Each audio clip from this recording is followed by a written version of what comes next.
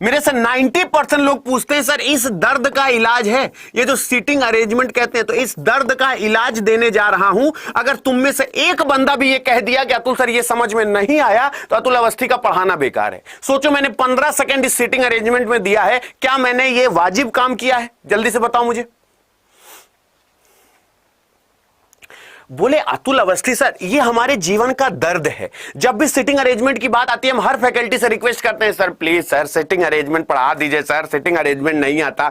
मैं पढ़ाने जा रहा हूं और मैं कभी भी सिटिंग अरेंजमेंट कोई भी कर रहा हूं, अगर एसएससी लेवल का सिटिंग में कोई दिक्कत हो और जब मैं बैंकिंग पढ़ाऊंगा तो मैं ओपन चैलेंज देता हूं कि सिटिंग और पजल जब हम पढ़ रहे हो, अगर मैं उसमें इंटरेस्ट पैदा करा दिया तो अतुल अवस्थी का रीजनिंग पढ़ाना सार्थक है। तो अभी पहले हम इसको करें।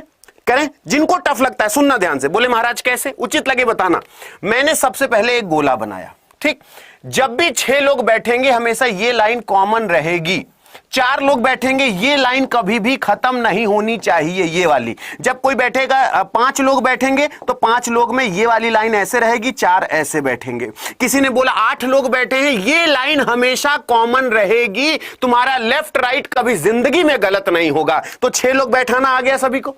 4 लोग हो ऐसे बैठा हो, 5 हो ऐसे बैठा हो, 8 हो ऐसे बैठा हो। बोलो बात सही है? बोले महाराज ये क्लियर हो गया। अब आगे सुनो, आगे सुनो, बात मेरी सही लगे तो मेरा समर्थन करना, कोई अंधा सपोर्ट नहीं करेगा अतुल अवस्थी का। उसने बोला कि 6 एक्टर ये जो भी है sitting around the circular table and facing towards the centre, not necessary in the same order. बताओ भगाओ। अब उसने क्या बोला? M is second to the left of G। जब कोई केंद्र की ओर देख रहा होता है, बहुत प्यार से बहुत धीरे धीरे मोहब्बत से समझाऊंगा, ठीक है। M is second to the left of G। अगर G यहां है तो इसका लेफ्ट किधर होगा? इधर होगा या इधर होगा? याद रखना घड़ी की दिशा में हमेशा लेफ्ट होता है और घड़ी की विपरीत दिशा में हमेशा राइट होता है। M is second to the left of G मतलब M यहां बैठेगा और इसको गोले के अंदर कर दिया। बोले अतुल सर गोले के अंदर क्यों किए? मैंने कहा ये फिक्स हो गया कि G यहीं बैठेगा, M यहीं बैठेगा, ठीक है।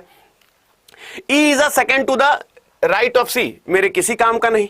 उसने बोला K is immediate left of M। अब M मतलब घड़ी की दिशा में, यानी K यहां बैठेगा, कंफर्म हो गया। K is immediate left of M। अब बोला E is second to the right of C। अब बताओ E कहां बैठ सकता है?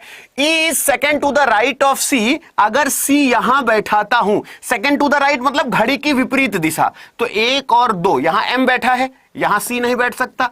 अगर C को यहां बैठाता हूं तो सेकेंड राइट घड़ी की विपरीत दिशा, 1 और 2, यानी C यहां नहीं बैठ सकता।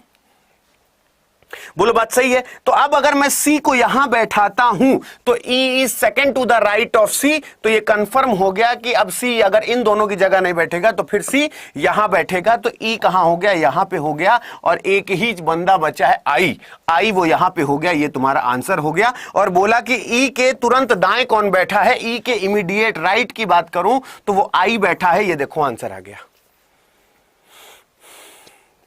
अब एक बात मेरी गौर से सुनना, सिटिंग अरेंजमेंट पढ़ते समय कौन कहां बैठेगा ये समझ में आ गया। और हमेशा जो फिक्स दिया हो उसे पढ़ना, जिसे दुविधा हो वो लाइन कभी मत पढ़ना, उसे अंत में बैठाना जब कई लोग बैठ चुके हो, तो धीरे धीरे समझ में आ जाएगा। रोज शाम को 6 बजे जुड़ो, अतुल अवस्थी की जिम्मेदारी। अगर